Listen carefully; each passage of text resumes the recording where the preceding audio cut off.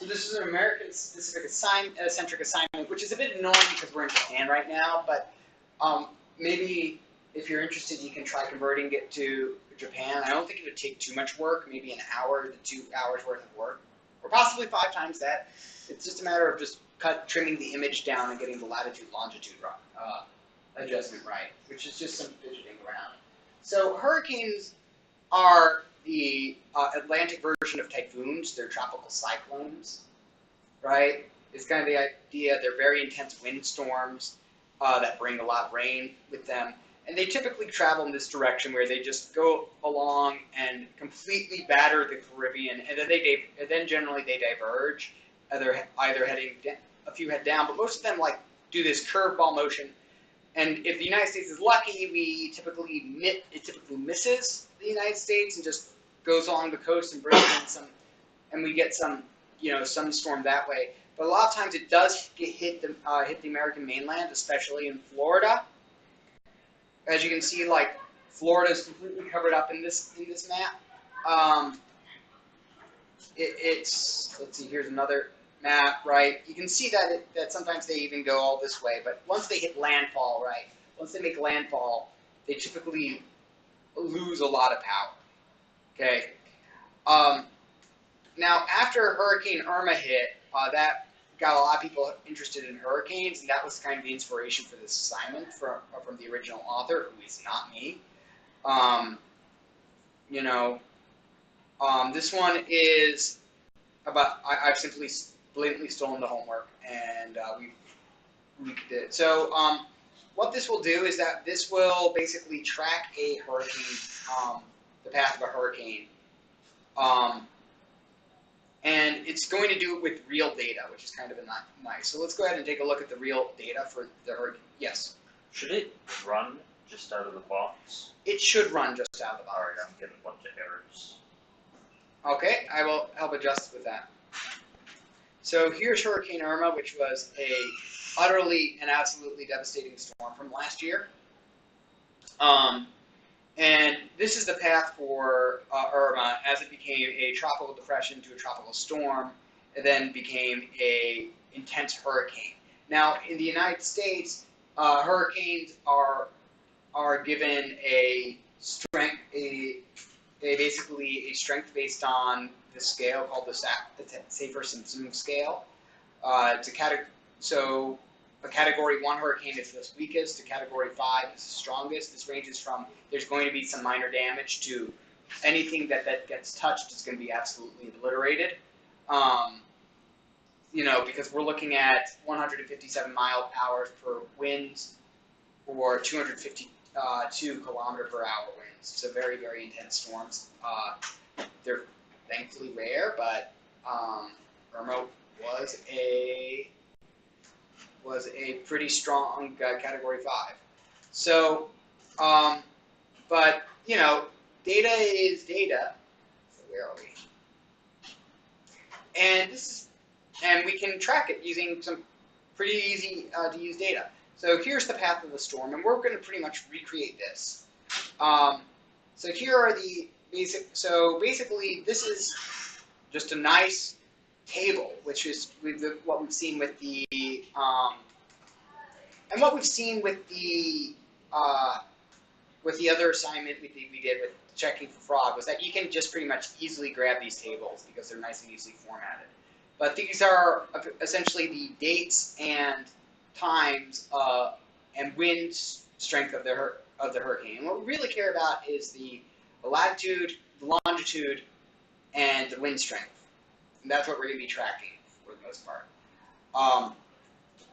But this is what gets put into your file, minus the MPH. So all the wind strengths are in miles per hour, and latitude and longitude are obviously in degrees. So this file tells us where the hurricane is and how strong it is, right? And so your assignment should do something like this, right? When it's completed, it will run it, and it will basically draw the hurricane, the path of the hurricane as it travels, based on the longitude and latitude settings. Okay, you're going to print out a number indicating at each point what strength it is, and the line will get thicker as it travels based on what strength the hurricane is. Okay, and this seemed, I looked at this and it looked pretty graphically, involved, but honestly, it's just turtle graphics. And rather than telling your turtle to move forward, we are kind of just going to tell it to go to these positions instead. It's a fairly straightforward assignment. You're given a zip file over here with one file to code, right? One method to complete, which is the actual drawing of your turtle. You're given a turtle and just told to draw it. So what the code does for you already in the file that we give you is that it creates the screen and the turtle. It changes the turtle to make it shaped like a hurricane. It changes the background image to the Atlantic. And then it sets it so that we can use the coordinate system, the latitude and longitude, for the X and Y coordinates on this map. So the file you're dealing with is your comma-separated value, and this is useful practice because with comma-separated values, you can so if we go over here to where I have it, right, comma-separated values can be loaded pretty easily into Excel, or you can take an Excel spreadsheet and then dump it into a comma-separated value format, and then it's easy to read for a program to read. So using comma-separated values are pretty good. So here, here's all the information for that for the hurricane. It also works for a bunch of other hurricanes, which are loaded in here as well.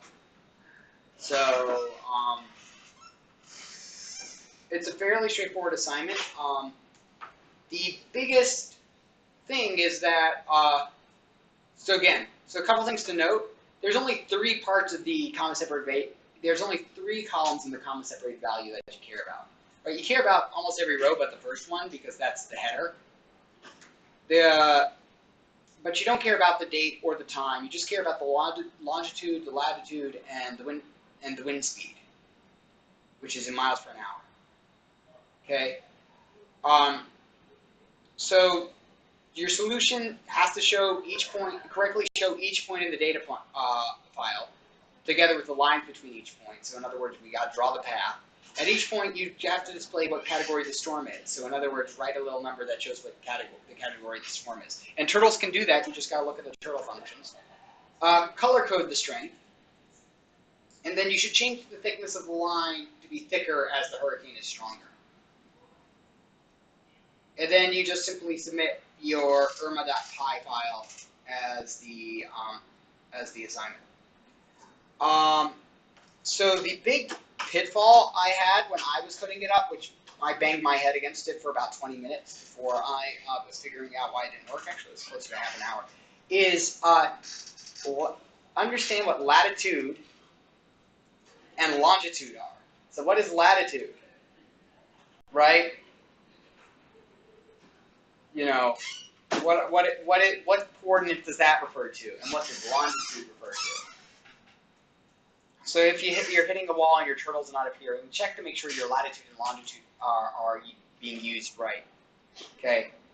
And I'll be around for people to demo their work to me as well as to help them with get started on this if you're having trouble getting started on this. Once we're done with this, we're going to move on to regular expressions.